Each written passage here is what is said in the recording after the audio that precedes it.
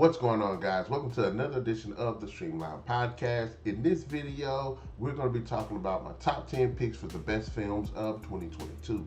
Now, I haven't seen all of the movies. I'll go ahead and straight off say it off the bat. I have not seen Top Gun Maverick. I have not seen Avatar Way of the Water. There's a whole bunch of movies that I didn't miss this year. So this is just my personal top 10 that I've actually seen. And so again, I have to always apologize, guys. I haven't been uploading videos the way I should, but I'm developing the card game and working on the book. So there's a lot of other things that I got going on. But without further ado, before we get into this, be sure to hit that like, share, subscribe, and that notification button to get the best of what we got going on this channel. 2023, we're going to try to be more consistent, especially we're doing at least one video per week. But having said that, let's go ahead and get into our top 10 picks of 2022. Now, coming in at number 10 is Miss Harris Goes to Paris. When I watched this film, I just was very enthralled with it. It's a very good looking film. The story is fun, it's lighthearted. It does have its moments where there's an emotional emotional heartache, but all in all, it's just a great film. It's a really good feel-good film. Leslie Manville, who ends up playing the main character, Mrs. Harris, is just beautiful in her performance. I really enjoyed her as the character. I thought she did a really good job. Now, I think this is based on a book, and this movie has me interested in wanting to read the book. So they did a really good job with the film. I thought it was a good film. I thought it ended on a really good note. It's just awesome all the way around.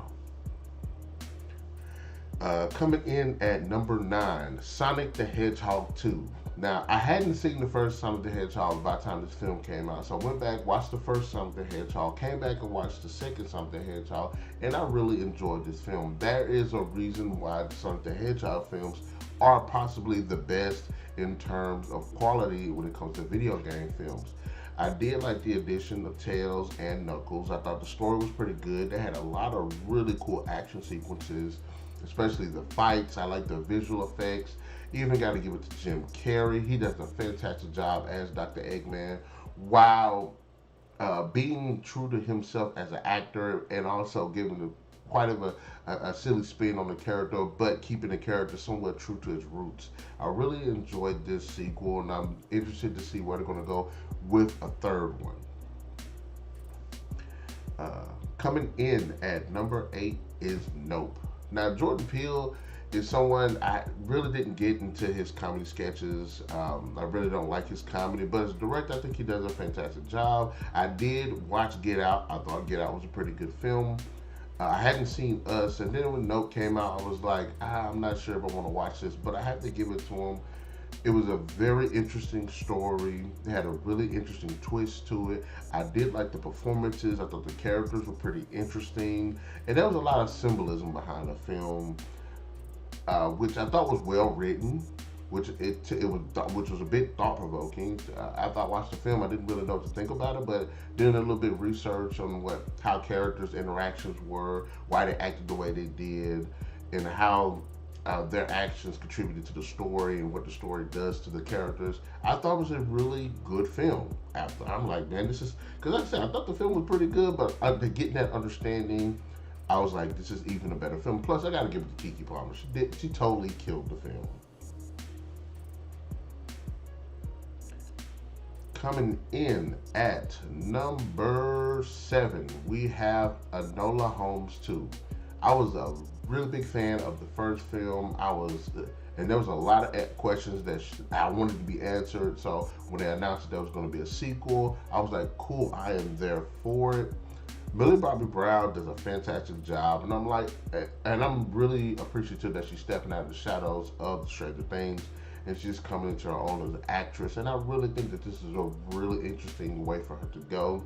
Another thing that I thought was good besides her performance and her character and the character's growth is Henry Cavill. Now, I'm not going to try to make this about Henry Cavill because I've seen that argument where you watch Supergirl, but people want to see Superman and Supergirl. No, I'm like, no, I like Enola Holmes as a character. But I did enjoy Henry Cavill's contribution to Sherlock Holmes, the screen time that he does get, the emotional weight that his character does bear in this film, which was somewhat lacking in the first film. But I did enjoy the screen time between these two, while also him not taking away from her performance in her film. I thought it was actually a great addition. I love the mystery aspect. I love the detective aspect. And a lot of aspects it was fun. A lot of aspects it was action packed. So Enola Holmes 2, definitely 2 thumbs up. And if there is a third one, I would love to see it. Coming in at number 6, The Batman. Now, when this film dropped, I was pissed off, of course, because Ben Affleck wasn't going to be in the film, and it wasn't part of the DCEU. And to this day, I still say this film should just be part of the DCEU and be a prequel to, you know, how Wonder Woman was a prequel to pretty much all the other films, and Wonder Woman 1984 is a prequel to all the other films. This should be a prequel, Batman's prequel to all of this, because Batman never really got a movie. But I have to give it to him. Robert Pattinson's definitely coming to his own since the days of Twilight. Really enjoyed him as Batman. The look, the feel of the character, the range of the character, did a fantastic job. The fantastic cast. Really enjoyed Zoe Kravitz, Colin Farrell, just all the performances and the casting was just done really good. It was an interesting story. Love the detective element. We very rarely have gotten a Batman film where it's solely on the detective element. It's been more about the way it looks, the way the action is, but it's never been really about the detective element. And I think that they did a fantastic job with that in this film. Looking forward to more films in the Batman universe, which they're trying to build. Coming in, number 5, Vengeance. Now, I wasn't interested in watching this film, but I'm like, hey, that's the guy from The Office. Let me see what he's doing, because I haven't seen any of his other films or any of his other performances. But I gotta say, this movie was really good. It really threw me for a ringer because of the direction that it did go, but it was actually really, really, really good.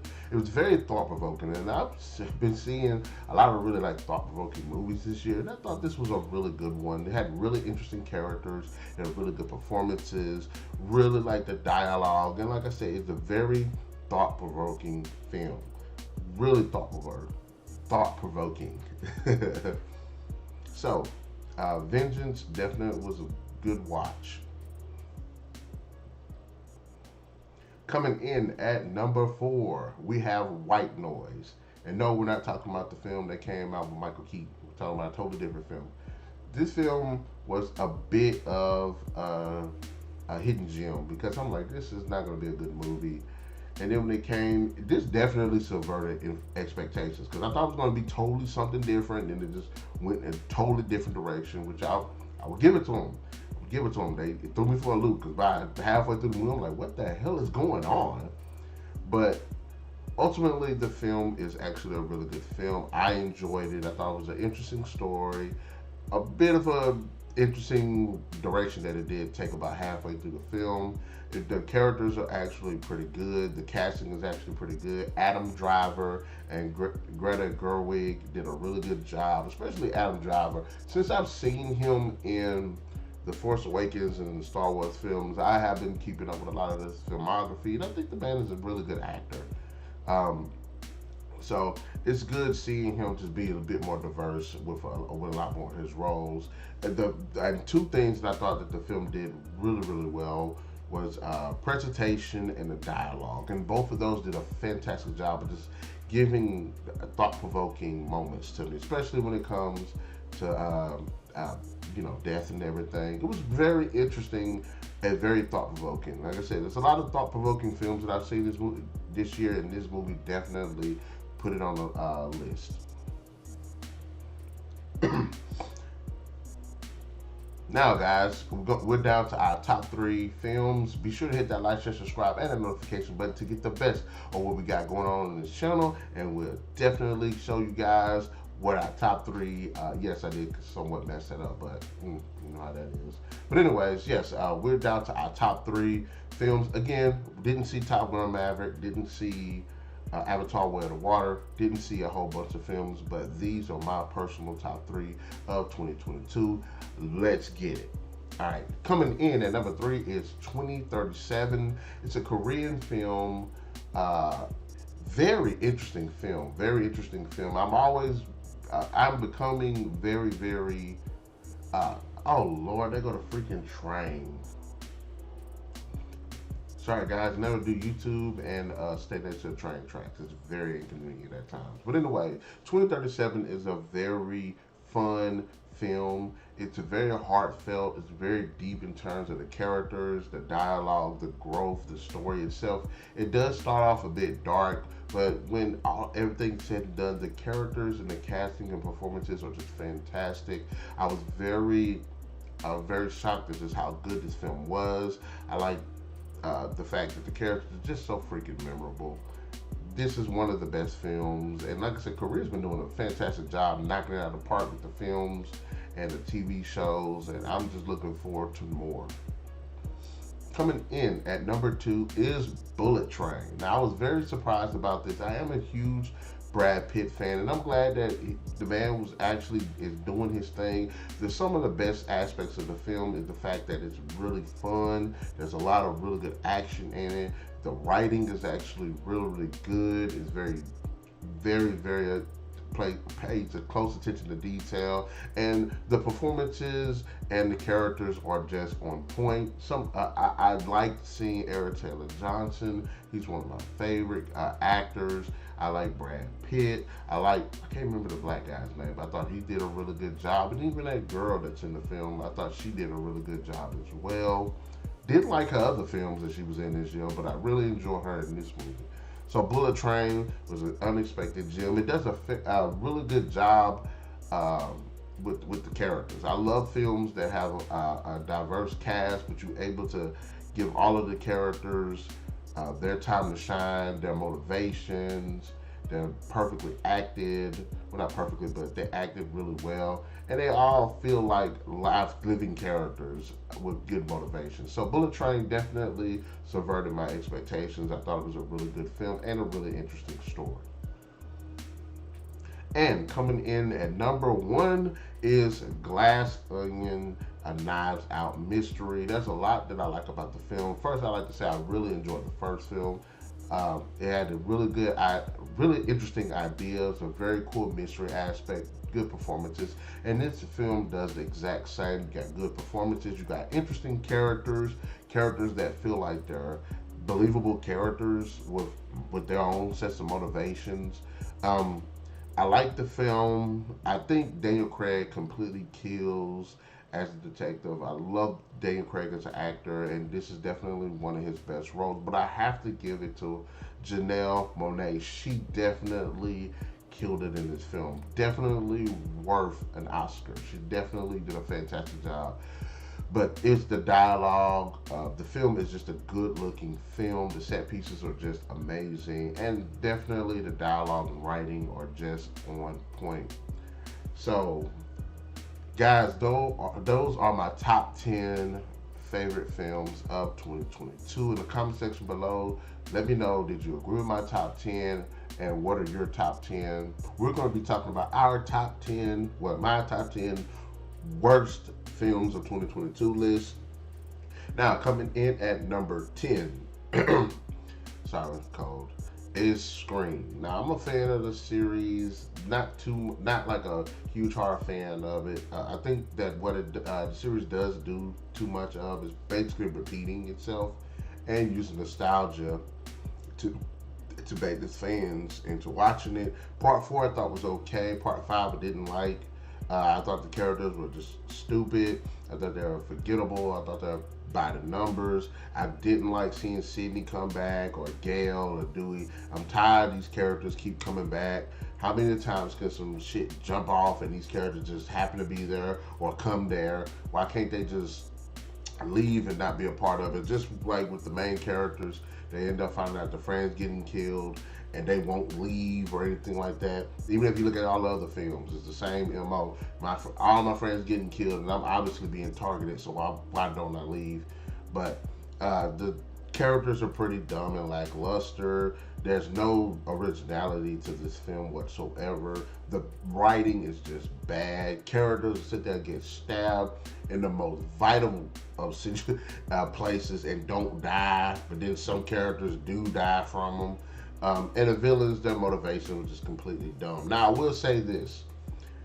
One scene in this film I thought was done really, really well, which I think it would have worked out better if it had been played in one of the earlier films. But the hospital scene was possibly the best scene. I'm not talking about when a certain person gets killed, but what precedes that. But outside of that, I thought Scream was just wasted potential. If you're going to make another Scream film, one, do not involve the other characters. Let it take place somewhere else. I just didn't like this film. Coming in at number 9, Amityville Uprising. Look, these are like the Amityville series is just pretty much garbage. Outside of maybe the first 2 films, which I did listen to the audiobook, and the audiobook was actually really good. But outside of all of these knockoff films that come with, I think it's like 30-something films at this point, maybe even 40. Outside of like the first 2-3 movies, the rest of these films are just complete garbage. This film definitely didn't fall far from the tree. It's an interesting idea where it's basically the zombie apocalypse, but there's also kind of these people in this police station, which could be an interesting premise, but unfortunately the writing is just absolutely garbage. The characters, stupid, make bad decisions. The way the layout is utilized within the film doesn't make any sense. Things happen to people and they act like the place is so big that they didn't hear it, or they're looking for somebody in this small ass place and they can't find them, even though they work there and they know where everything is. Just all around, just a dumb movie, just wasted potential. They had an interesting idea, but again, bad writing. And I really don't understand why, if you don't have the budget for something, at least get the writing good. But some reason it's like, if you ain't got a budget or whatever, and you just whatever, you just can't write good shit either. But okay, fine. Coming in at number 8, which this movie probably should be number 1 because I was so pissed off watching it, is Plaga Zombie, American Invasion. This is one of the worst movies I've ever seen in my entire life. Not only is the editing bad, but the sound design is terrible. The characters terribly written. The performances are terrible. The writing terrible. The action scenes terrible. The special effects terrible. Literally, there's no aspect of this movie that was good, entertaining, quality. Almost nothing about this film. Everything about this film is just absolute garbage. Now, if it was not for the potential of these next movies that came up on this list, this probably would be number 1 for this year. This is one of the worst movies I've ever seen. I do not expect the writer to ever get a writing job again. I don't expect the director to ever get a writing job again. I don't expect nobody that put in really any input in this movie, because it's just that freaking bad. This is just heart-wrenching how bad this freaking movie is. Coming in at number 7, Dinosaur Hotel 2. Now, it's hard to top the Plaga Zombie film, number 8, but somehow this movie happens to damn near do it, or almost get there. But Dinosaur Hotel 2 is just, it's one of those films you wonder, why in the hell, if you don't got the budget, you would try to make a movie like this? The performances are not good. The CGI dinosaurs are poorly rendered. They're poorly utilized. They don't make any sense. And I get tired of watching these films where it's dinosaurs being involved, and all it is the threats are T-Rexes, raptors, and pterodactyls. And in this film, that's all you ever see. All of these low-budget movies with dinosaurs, there's always T-Rexes and raptors for some freaking reason. But and then the characters are just forgettable. The performances are just bad. characters do stupid stuff that don't make any sense. And I even noticed that this movie has scenes from other movies in it. This movie has scenes from Pterodactyl. And the only reason I know that is because I actually watched the freaking movie earlier this year. And then when I started seeing the same scenes from it, I'm like, they literally stole scenes from another movie. So this is just a bad movie. It's one of the worst movies of all time. And I have no compassion for the people, the writer or the director of this film. Having said that, we're going down to number 6, Blood Claws. And again, this is one of those films that if you don't got the budget for it because it's an interesting idea, why would you even make this freaking movie?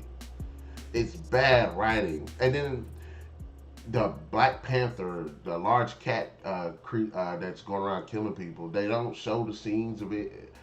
It's always stock footage. The kills are just lackluster. Characters make decisions that don't make any sense. The dialogue is just bad. And I'm wondering myself, I'm like, look, you can have a low budget film like this, but you got to be smart and creative with it to make up for the lack of a budget. And this movie lacks any kind of creativity, any kind of intelligence, almost anything of quality. And again, I'm like, how much worse can these freaking movies get this year? And then I seen number 5. Our number 5 is Underground Monster. I thought this could have been something good, but initially when it starts off, you're like, okay, this is going to be pretty badass, and then the movie keeps going, and you're like, this is just a dumb movie. I don't understand what direction they were going with this film. I still don't understand the messaging behind it. The characters are dumb. The creatures is inconsistent. What is the actual threat here? I'm not understanding that they're trying to symbolize people being the actual threat, or rather than this monster being the actual threat. But that's not how it initially started. And if we're going to go that direction for what the movie alludes to, then I'm like, well, why in the hell is the creature there in the first place? Why wouldn't it be this other situation? Why did this creature be a part of this at all? And I'm sorry, this year has been terrible with annoying kids in movies. And the kid in this movie was annoying too. So I'm not understanding what direction they were going with this film. I thought the characters were pretty freaking stupid. I thought a lot of the performances weren't really bad. It's just that the characters were just dumb. So Underground Monster is stupid. Now, coming in at number 4, I originally had another movie right here, and this movie was number 3, but I swapped it around. Number 4 is Doctor Strange in the Multiverse of Madness, and there's a lot. I thought the movie was entertaining, but there is a lot that's wrong with the film. One, Doctor Strange in this film sucked. He was weak. He was dumb. And for some reason, I don't understand why they treat Doctor Strange bad in the MCU. But ever since he appeared in the Spider-Man No Way Home, his character was just dumb, incompetent, stupid, doesn't utilize his powers to his fullest potential. And in this film, definitely continues that trend. The villain was not done correctly. The whole fact that it's called the Multiverse of Madness, what multiverse did we see? We saw one scene where they flew through like 4 different universes, and it only extended for maybe a minute or something like that. It's not like you saw them travel through that. You only see them travel like 2 universes. But the fights, I'm like, look, if the movie's bad, fine, but at least give me some decent fights. The fights were terrible. It was only 2 fights that were decent. And in one of the fights, all of the characters got killed off, and all of the male characters got killed off fairly quickly, but the female ones didn't. So the fights did suck for the most part. I will say this: Elizabeth Olsen did a fantastic job as Scarlet Witch. They could have did a better job with her motivation. They could have did a better job with the bad version of Doctor Strange that was in the film. They could have did a better job with a lot that went on with that movie. And this film is definitely a missed opportunity. So, Doctor Strange in the Multiverse of Madness, entertaining, for bad. Now, before we continue on to our top 3 films, be sure to hit that like, share, subscribe, and that notification button to get the best of what we got going on this channel. And let's go. Coming in at number 3, which was originally number 4, but I swapped it with Doctor Strange, Halloween Ends. Halloween Kills was a travesty to me. I was so pissed off when I got through watching that film. And honestly, I'm pissed off. I got pissed off watching this film too, because it made a promise in the previous film that it did not hold up in this film. The performances were okay for the most part. I don't understand why the characters are so freaking stupid. There was a direction that the film kind of alludes to in the originally in the film, and you're like, okay, cool. But then, as the film goes on, it just goes this completely different direction that not only makes it easy to just not like the characters, but it made the story just pretty stupid. And I'm sorry, the whole relationship between Laurie's granddaughter and this guy completely phoned in. It was given no time to develop. It was given no time to grow. The whole aspect of his character initially was a good concept, but then later on, the stuff that he starts doing doesn't make any sense. Michael Myers ain't even a factor in this freaking movie.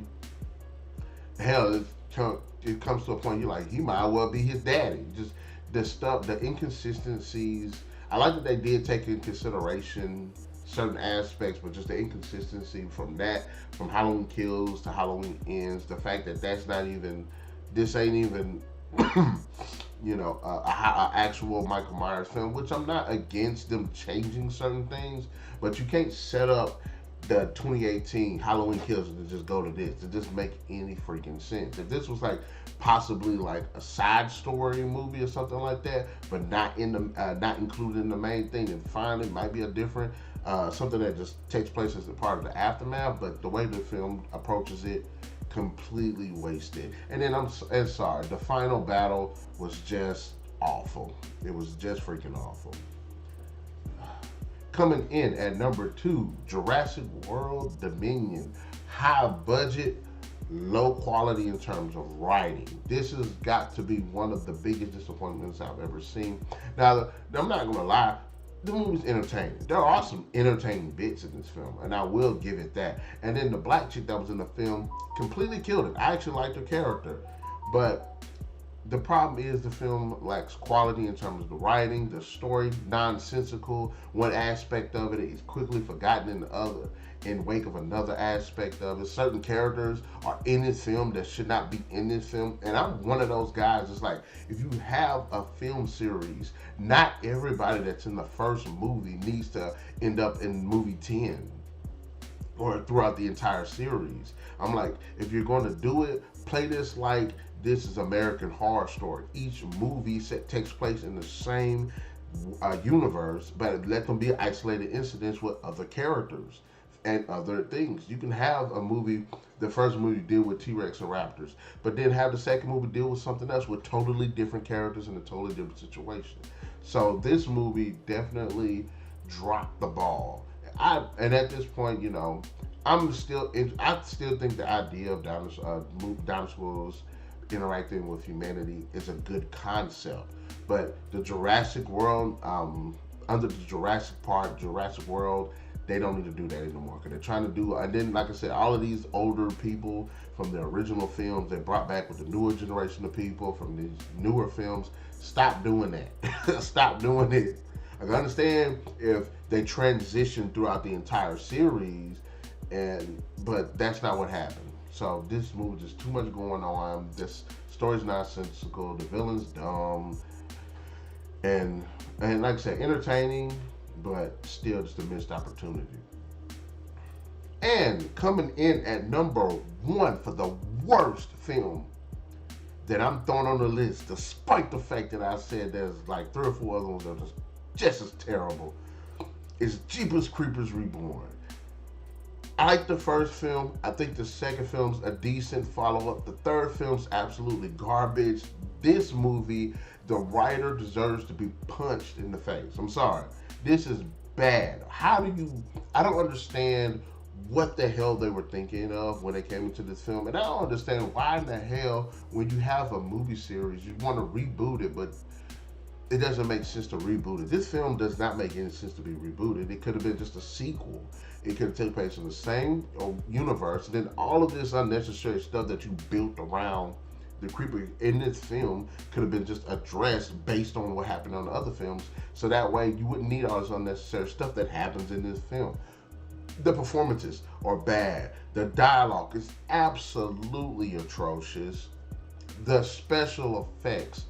The people that made this film ought to be ashamed of themselves. How bad the special effects are. There are a bunch of scenes in this film where it's that the CGI, the green screen background. I don't know if they ran out of budget, but I'm like, you don't need a green screen background for some of these scenes. There are moments where there's a moment where the creeper's in front of this house, and you can tell that it's green screen in the back because it's not rendered properly, and he's totally a different tone, color, and everything than the environment that he's sitting in.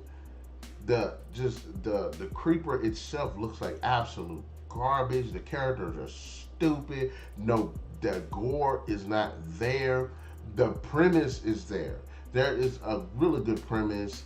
Just the fact that the film just bypasses that just for cheap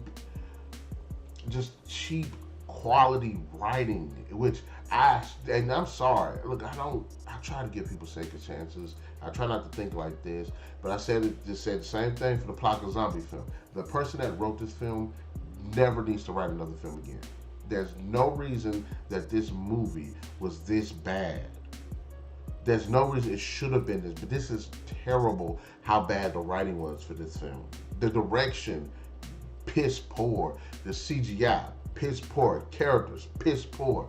And there is definitely the woke factor that is in this film. And that right there even kills it even more. How in the hell can this be called Jeepers Creepers Reborn when it completely kills the fucking franchise? So I'm kind of in the camp now, but like I'm saying, I don't normally be like, okay, if a bad movie comes out in the series, cancel the series. This got me awfully close to saying that. I do not want to see another Jeepers Creepers unless it's given to somebody that gives a shit about the actual franchise, that gives a shit about the fans, gives a shit about the content and the quality of writing, because this movie was absolute garbage.